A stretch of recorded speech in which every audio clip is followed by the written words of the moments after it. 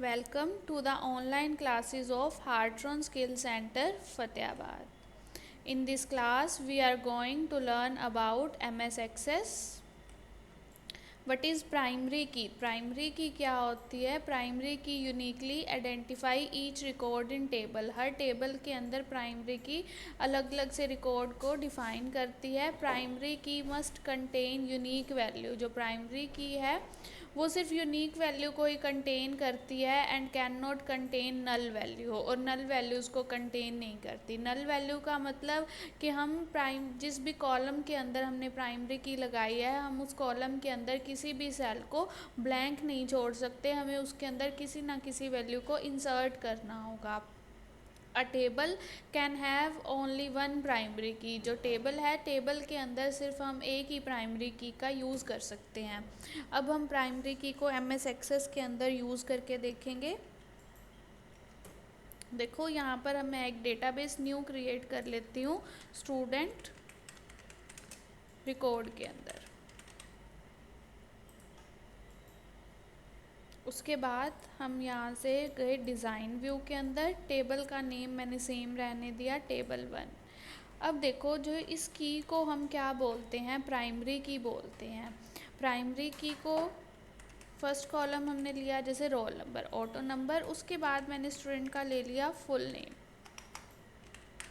अब मैं चाहती हूँ कि जो नेम का कॉलम है, नेम का कॉलम के अंदर सिर्फ यूनिक वैल्यूज़ ही हो. यूनिक वैल्यू कि हर स्टूडेंट का नेम डिफरेंट हो. अब देखो, जैसे मेरे पास दो स्टूडेंट हैं रोहन, उन दोनों का रोल नंबर तो डिफरेंट ही होगा, नेम सेम है तो उसके लिए हम किसका यूज़ करते हैं? प्राइमरी की का यूज़ करते हैं. तो फुल नेम के अंदर डेटा टाइप हमने टेक्स्ट को सेलेक्ट कर लिया.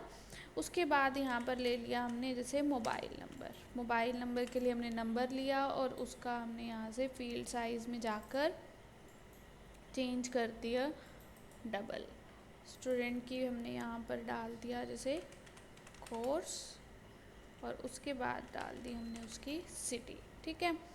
अब देखो, जैसे मुझे प्राइमरी की को फुल नेम पर लगाना है तो मैंने फुल नेम के कॉलम को सेलेक्ट किया, प्राइमरी की को सेलेक्ट कर लिया. अब जो नेम का कॉलम है उसके अंदर हम डुप्लीकेट सेम वैल्यू को इंसर्ट नहीं कर सकते, हर वैल्यू इसके अंदर यूनिक होगी. अब हम डेटा इंसर्ट करके देखते हैं. व्यू के अंदर गए, डेटा शीट व्यू, यस. अब देखो नेम,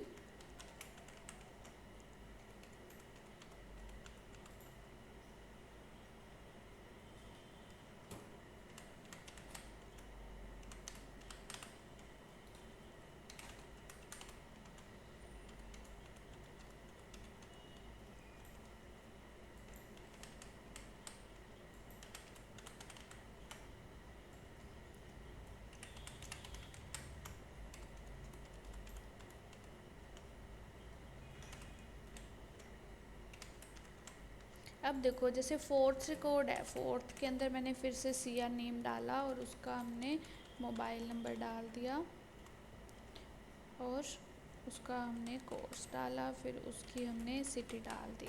पर ये इस वैल्यू को एक्सेप्ट नहीं करेगा, हम नेक्स्ट रिकॉर्ड के अंदर एंटर नहीं कर सकते. देखो, primary key can not contain the duplicate data, तो ये डुप्लीकेट डेटा को इंसर्ट नहीं करेगा जब तक हम यहाँ पर स्टूडेंट का नेम चेंज नहीं करेंगे इस तरह से.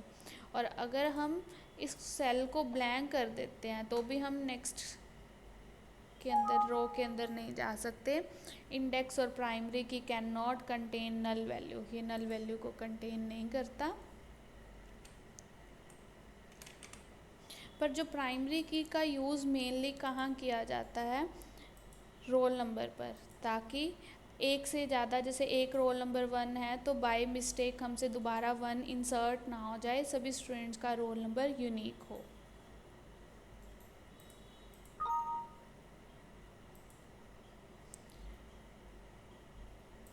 उसके बाद नेक्स्ट है what is relationship in Access. Access के अंदर रिलेशनशिप क्या होता है? In a relational database, relational database के अंदर the data in one table is related to data in another table, कि जो एक टेबल का डेटा है वो दूसरी टेबल की डेटा के साथ रिलेट करता है. अब हम रिलेशनशिप को MS एक्सेस के अंदर करके देख लेते हैं.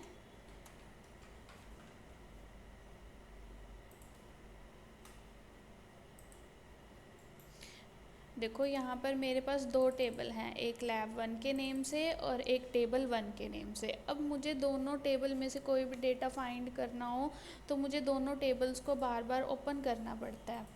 तो मैं चाहती हूँ कि एक ही टेबल के अंदर दोनों टेबल का डेटा कंबाइन हो जाए, दोनों टेबल का एक दूसरे के साथ रिलेशनशिप क्रिएट हो जाए। तो उसके लिए हम क्या करेंगे, डेटाबेस टूल के अंदर जाएंगे, रिलेशनशिप के अंदर हमें दोनों टेबल का रिलेशनशिप क्रिएट करना है। तो जैसे मैंने table lab 1 add lab table 1 add और क्लोज। देखो जब भी हम रिलेशनशिप क्रिएट करेंगे दो टेबल का, तो उसके लिए हमें किसी ना किसी एक टेबल के अंदर प्राइमरी की का यूज़ करना होगा। तो हमने यहाँ पर दोनों टेबल के अंदर प्राइमरी की का यूज़ किया हुआ है।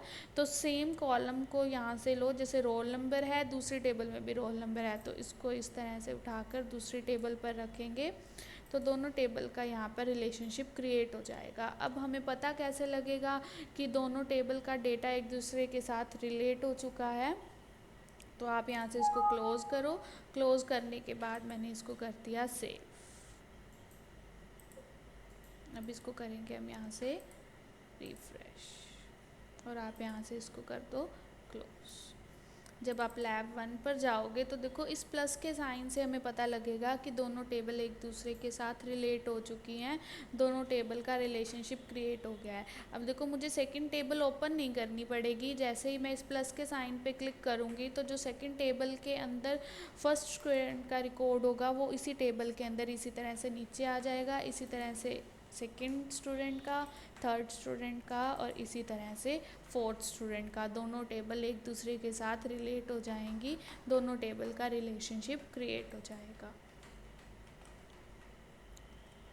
Thank you. Presentation created exclusively for the students of Heartron Skill Center, Fatehpur, CC 08 by Manpreet Kaur, tutor Pulkit Monga, concept and design.